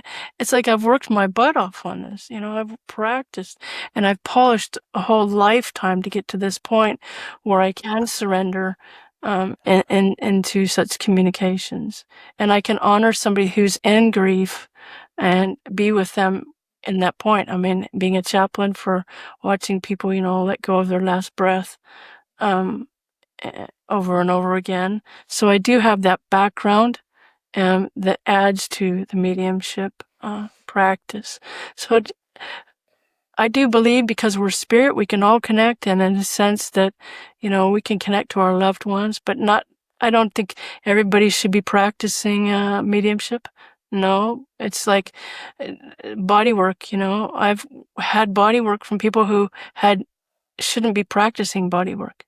They haven't worked enough on their own self to be trying to help somebody else. And so it feels different. when you're receiving body work from somebody that has no boundaries for one, and they're just not centered, it feels a lot, it feels different when you're receiving it. But when you're working with somebody that's centered, I mean, one of the first bodywork sessions I had was from a religious sister who had lots of training, and she had a beautiful prayer life, and she was incredibly centered, and it was an amazing experience of trust. And so I guess that I'm saying is that yes and no, we can all do this, but not everybody should be doing it. And it's become kind of a fad in a sense. Everybody wants to be a medium now. And so. Can you get yourself into trouble if you do it when you're not really adequately prepared in terms of your inner purification? And you can hurt others, and can you endanger yourself? I don't know if you can endanger yourself, but you can, because when you're talking about like negative energies, correct? Yeah, like opening spirit possession and yeah. things like that, which I think I've seen evidence of and certainly heard stories about. My view on this is that like energy attracts like energy. So if you're not being in a state of loving kindness and loving, centered in love, then, you open yourself up to all kinds of stuff. I always tell the kids, if you want to be a lawyer, hang around with lawyers or doctors. If you want to be a drug addict, hang around like attracts like. You start to vibrate with that and vibrate with that frequency, and it becomes a coherence in your reality is experiencing that. So if you're in a state where you're not taking care of your center, you're not coming from a place of love, loving kindness, and of service, because this definitely is a service, even though, I do charge, and I don't charge a lot compared to, I charge what I would charge for a therapy session. So basically, it's for my time. I mean, I have over 200,000 in school loans, for my education. So still. And not still. I've just paid them off. Oh, good. Oh, yeah. Good. It took me years to pay them off, but I actually paid it all off. But, so I don't apologize for charging for a session. I don't charge $1,200 in a session for people, but I do charge a minimal fee so that, I can serve people in this way. But It really does come from a center of service rather than, it doesn't come from a place of ego. And that can be dangerous when you can hurt somebody coming from that place. Yeah. I really do come from a sense of love and kindness and service. And that's true of being a spiritual teacher in general. I mean, I've seen people go into it with a lot of immaturity still and a sense of ego. And then the attention they start getting just goes to their heads. And the spiritual ego just goes bananas. Yeah. And that's one of the things. I didn't start talking about this stuff until 2023. I never shared these experiences I had publicly. And you had been studying it for how long by then? I started in 2018 studying this. Okay, so you've been doing it for 5 years before. Yeah. And so when Suzanne invited me to do an interview, I was quite nervous. I'm an introvert by nature, and I have no desire to be out in the public eye. And here I am, and it's not my natural state. When I became a teacher at Fresno State and taught, big classes of 40 students, that was not my comfort zone. And my teacher invited me to teach that, and it stretched me. So I did it as a challenge to myself. And it is different when you're trying to teach somebody. It's like, how do I do this? And you're trying to teach in different ways. So yeah, the mediumship has just evolved into a really beautiful place. I don't know how long I'll do it until I decide not to, Yeah. But I love it now. That's great. And it seems to really be helping a lot of people. Yeah. I mean, like just the examples you gave, it can be such a relief and a liberation to hear that, some very evidential thing that is very convincing, that shows you that your beloved child is still very much in existence. And, it just gives a sense of peace and a sense of it's, they're still here, just in a different way. Yeah. So when you're doing it, you're not like Edgar Casey, who was totally in a trance and couldn't even tell you afterwards what happened or whatever, right? You're just very much still there. No, Yeah, I'm you feel still there, and yourself. I'm usually, looking up, and I'm at this blank wall. I look at one lady accused me of reading off of a screen. I said, I'm not reading off the screen. I'm really deeply listening, and I'm So looking. you have your eyes open and you're just kind Yeah, of, yeah. but your Usually, attention is inward. sometimes I close my eyes, but I try not to. But yeah, yeah. Mm-hmm. And It's you're scribbling on a pad, but you're not looking at it. dribbling at a pad, not looking at it too. And then what's your subjective experience? So you'll just actually get a clear visual picture of Sometimes I get the yes. kite in the sky or whatever. Sometimes I'll get a clear visual picture, like the kite in the sky or whatever it is. And sometimes I'll hear things, I'll hear a name or hear, something. And then sometimes I'll feel like I had to excuse myself. I'd never done this before. This happened last month where I sat down to do a reading and all of a sudden I had to excuse myself. I said, I got to excuse myself for a minute. And I felt this incredible pain in my stomach. And I came back and I realized, I said, that wasn't me. You have a mom in spirit that has something going on with her stomach, and her mom had stomach cancer. So There you sometimes go. I'll viscerally feel the pain, or I'll feel like, fog when it's, sometimes if somebody had dementia or stroke, or I'll feel pressure in my chest. And so I'll feel it in my body for a moment. And that gives me a clue of what they're trying to get across. And sometimes it's just feeling, sometimes it's just pure feeling, emotion. Are there times when nothing happens? It's a Yes. dud. It's a And dud. yeah, sometimes nothing happens. Not very often. I would say like less than 1% of the time, which is Okay. amazing to me. But once in a while, and usually it's because I'm tight, I'm feeling pressure, either from the person on the other side. I do tell stories as we get along to try to build up a rapport, because I want people to come in with this relaxed feeling. And if there's a lot of tension, I seem to get tight. And I just try to get a conversation going without telling me any information, because I don't want to know anything. Because when I know something, my mind thinks, which I can't have it. But I do tell stories like I just told you, to try to get the person to be comfortable. Because some people come into the session and they are so nervous, Yeah. and I say, it's just, let's just have a conversation.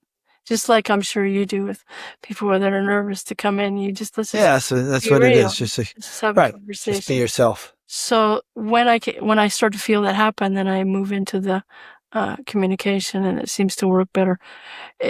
I see this as we're all three work. It's the person receiving, um, and it's the medium being empty as possible, and it's those in spirit.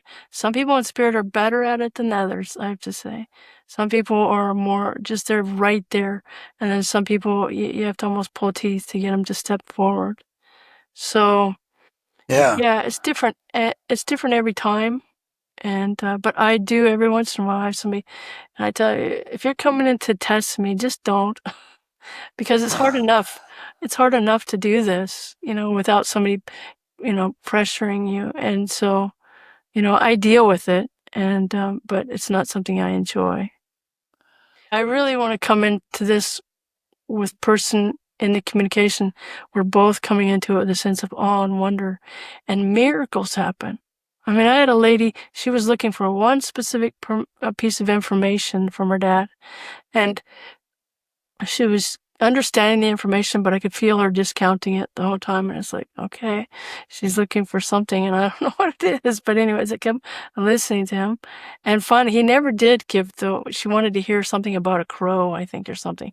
But what he did show was right at the end, I said, he's showing me a ring or a piece of jewelry. It looks like a ring, and it's got gold. And I said, it's like a ruby.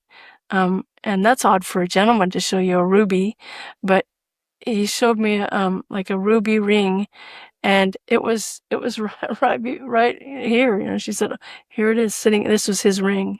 It was his class ring, and she had it sitting right in front of her.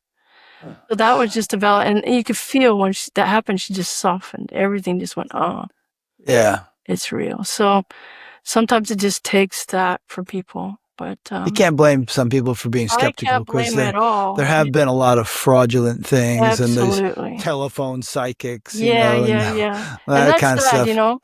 And I've dealt with that with body work all my life, massage therapy, and rolfing, people come in, and what I have to say is I've only, my whole career of that work, is I've only had like not even one or two people that I felt like they have an alternate, motivation to come here. And it's because I set a presence of professionalism. So when people walk in, they know that this is not, an alternative service. And so the same with mediumship. The medium sets an energy, a presence of professionalism that people can relax, and they know that it's not, you can feel when it's a scam, or you can feel when somebody's, full of ego, and um, I'm pretty sure I don't come across that way. I could. I have a lot to have I an don't. ego I ego don't think about. you could. Yeah, but uh, that's just not important to me. I Yeah. really yeah. So, but you can feel it when somebody has, a sense of, importance, and I have no sense of importance about who I am. No, you don't come I across come that at way. this with a sense of joy, and I hope usually people feel that.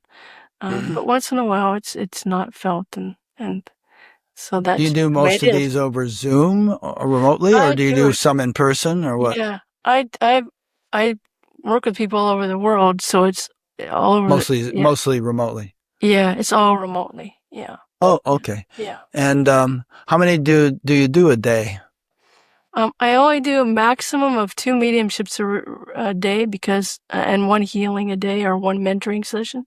So I do Hmm. mentoring, I do healing, and I do mediumship.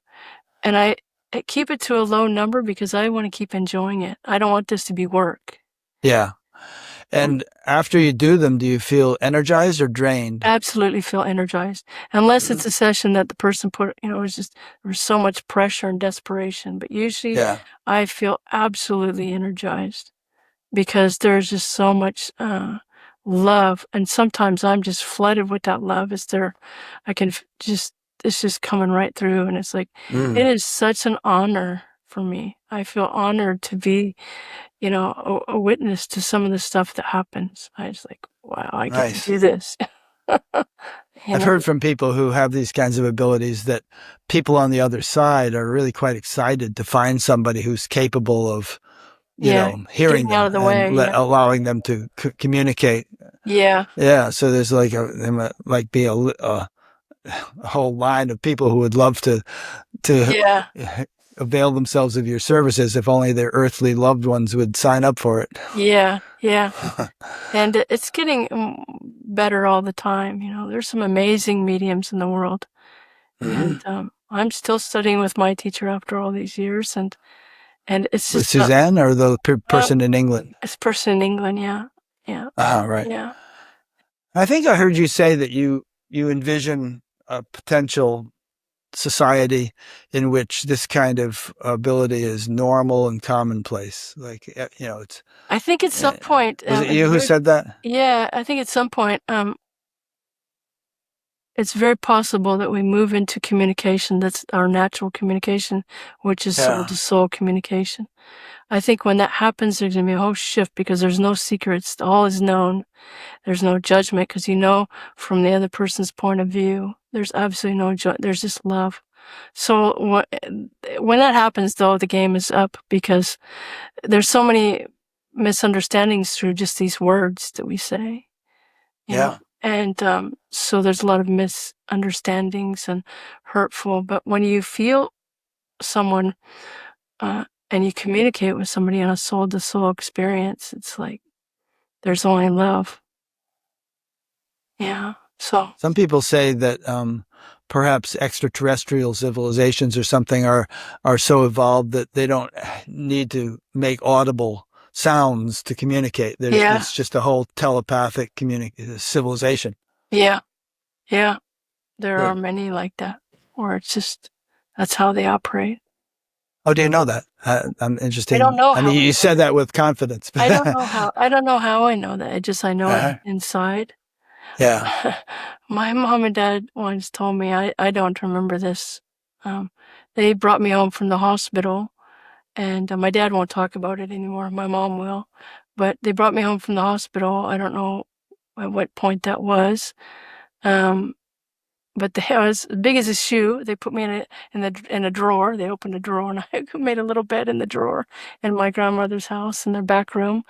But they had just come from the hospital, and this extraterrestrial ship came above the house, and it lit up the whole room above the Wow. apricot tree, and the whole room was just light, and all they remember is looking at it, and then it just went, and it was gone. Very And so cool. who knows what happened in that interim? I don't know, but there's no memories from them on that. But I know that we're connected somehow. But Interesting. yeah, I've always hoped. So you're one of them. I don't know who I am. I just know that E.T. phone home. oh, you didn't want to. They probably closed my sutures down so much that I couldn't expand into that consciousness. I don't. Who knows? Maybe they locked me down more, but I don't know. That's cool. Who knows? I love that stuff. I mean, everybody loves a great Steven Spielberg Yeah. movie or something, but given the size of the universe, the number of stars in each galaxy, the fact that there are Absolutely. planets around every star pretty much, and there are trillions of galaxies, each of which have 100 billion stars. Yeah. I just think that there are countless trillions of intelligent civilizations scattered throughout the universe. And even here on Earth, we have microcosms and macrocosms, within worlds within worlds, just on this planet that we haven't even discovered.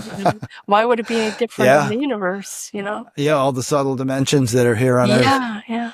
The body. I mean, I write that one chapter in the book about how the body. I see the connective tissue, because I've worked with connective tissue so long, is that layers within layers. And I use this sea sponge as kind of a model, and the nerves, the blood vessels, the bones would be within this matrix. But this matrix, look how detailed it is. And if we took everything out of a human body, we'd have a 3-dimensional form. We'd also have memory, because down to a cellular, the cytoskeleton, we'd have, this connective tissue, and this connective tissue has a resonance, like a crystal.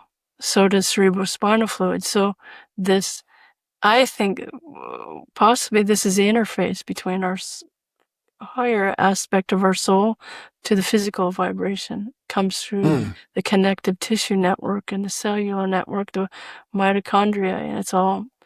I see them as spinning vortexes of light. When I go far enough, it's all energy, it's all vibration.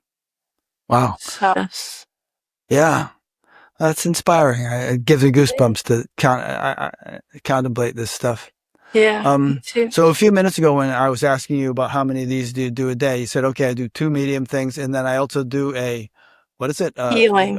A healing thing and another thing. And what are those things? Mentoring. Mentoring, training people to do what?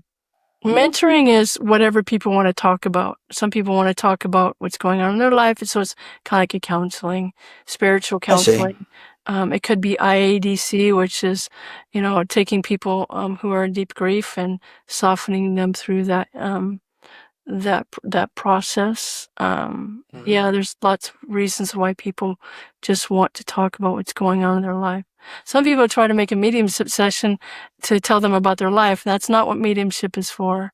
Mediumship is to make connection. It's not meant to answer questions. People in spirit aren't going to tell you how to live your life.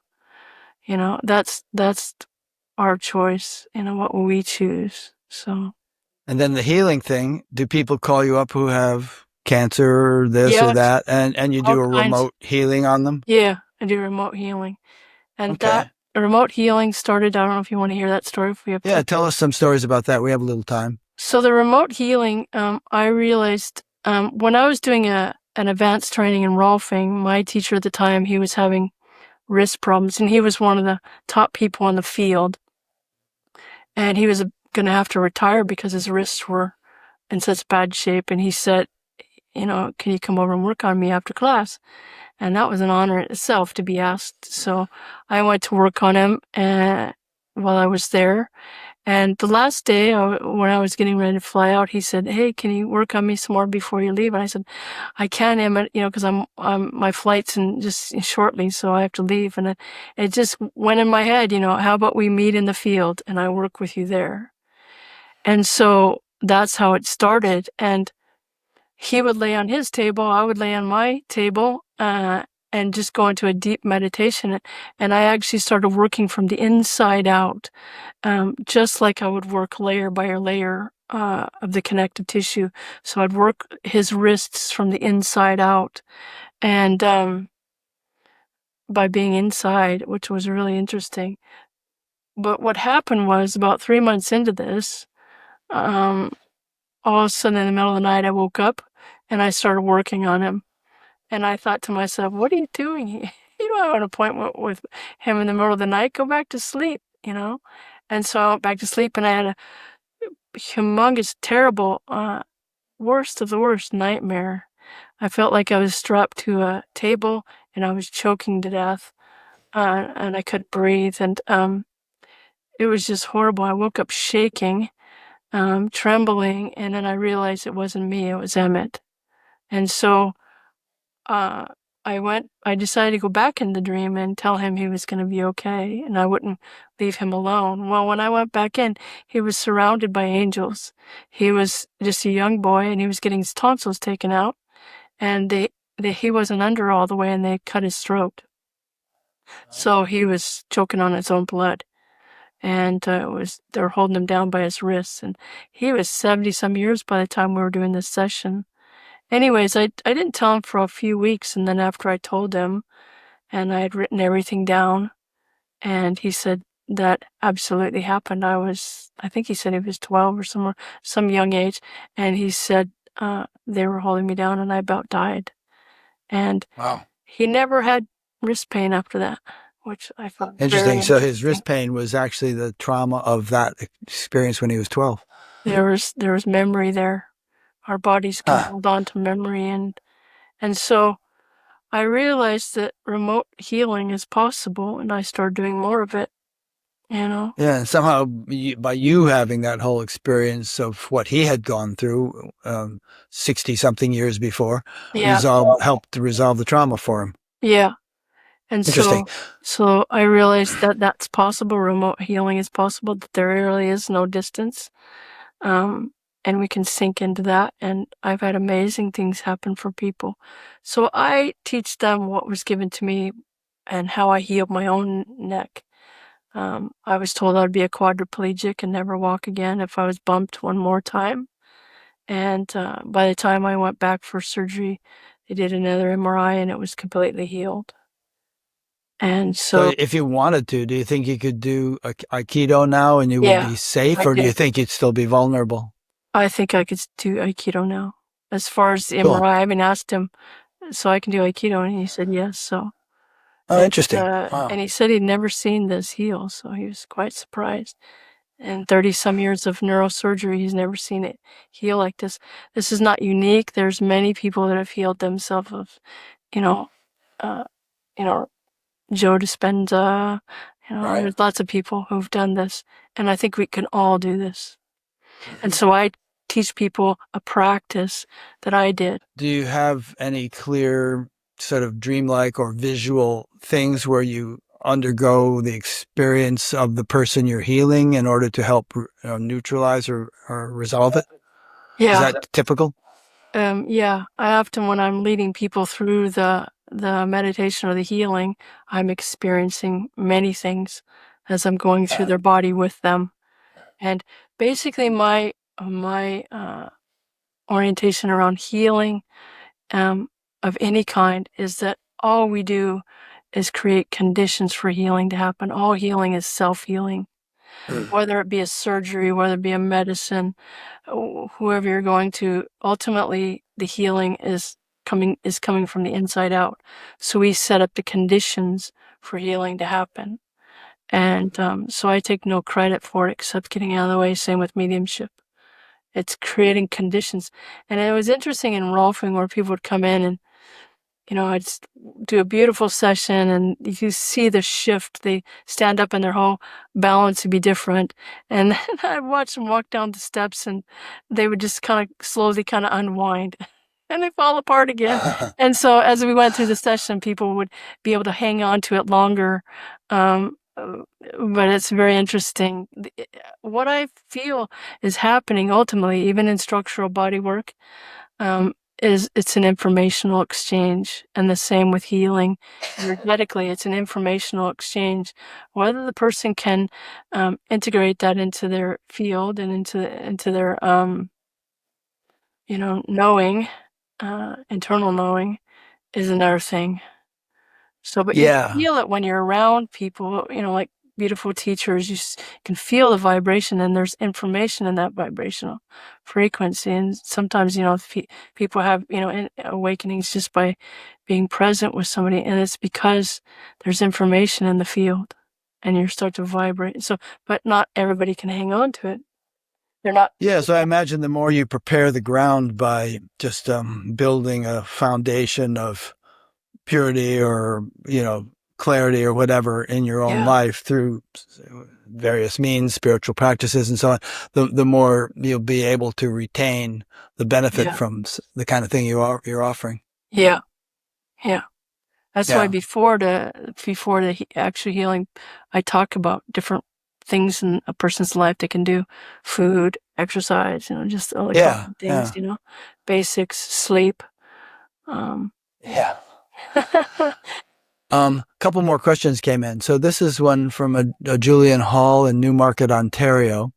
Regarding the ETs that were present in your childhood, do you feel they were actually from another world, or do you feel they're locals, so to speak?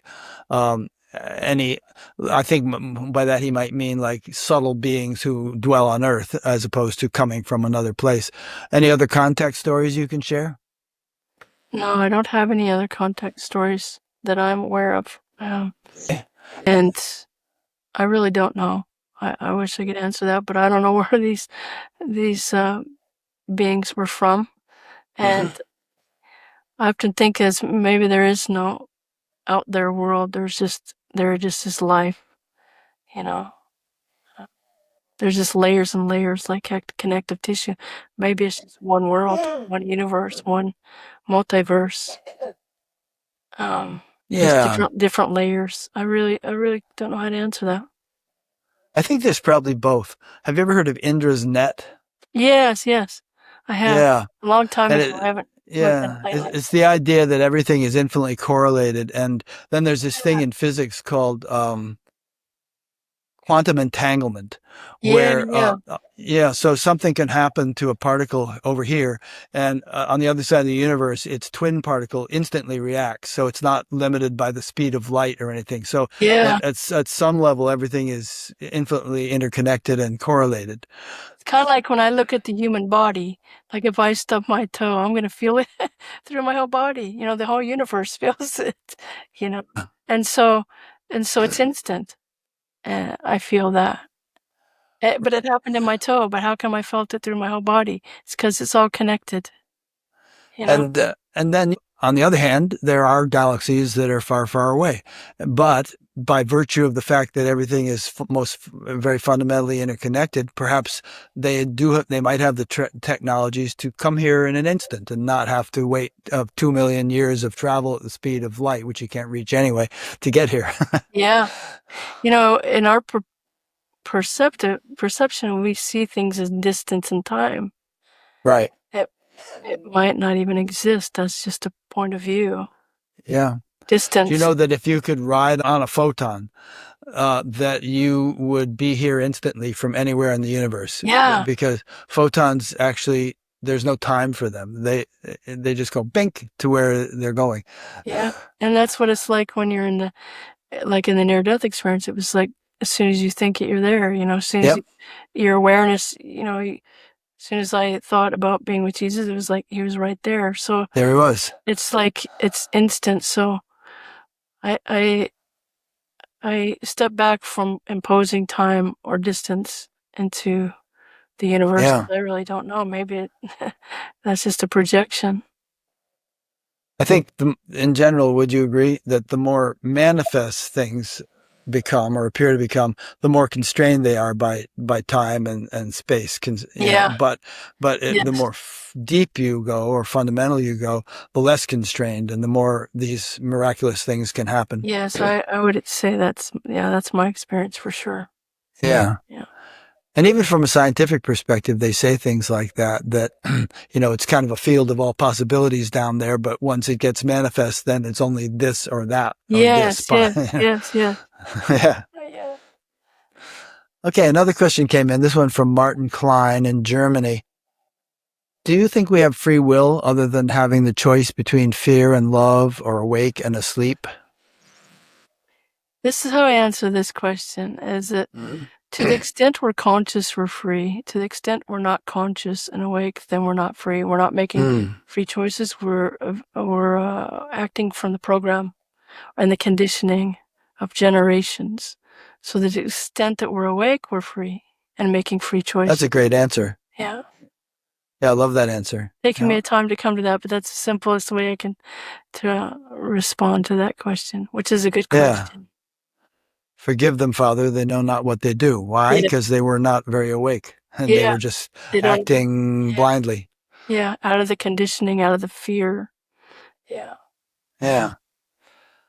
Okay. Well, we don't necessarily want to end on conditioning and fear, but you made a good point. And is there anything you want to say in closing? Well, if we tap into that fear, don't be afraid, because anything is possible right now. We are beings of love and light. Ultimately, there is nothing that can touch us. And so when fears arise, just sink into that aspect. It knows that you are love itself, and it truly is that what you've always sought is within you.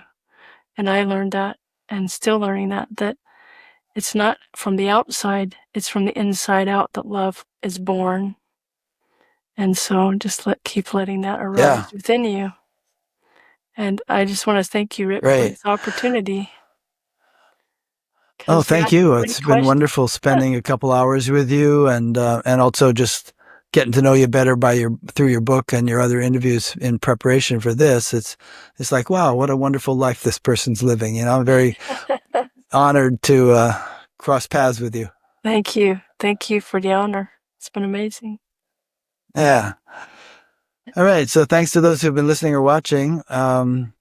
It's always a pleasure to have you in on the live interview and submitting questions.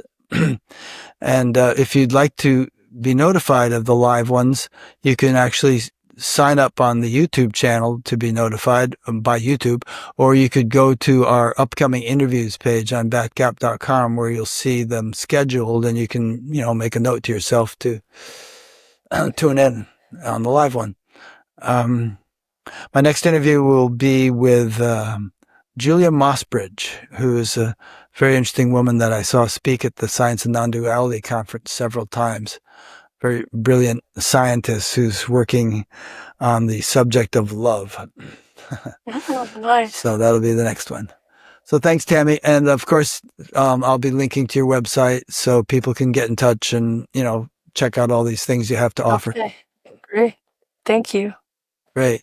So thanks, everybody.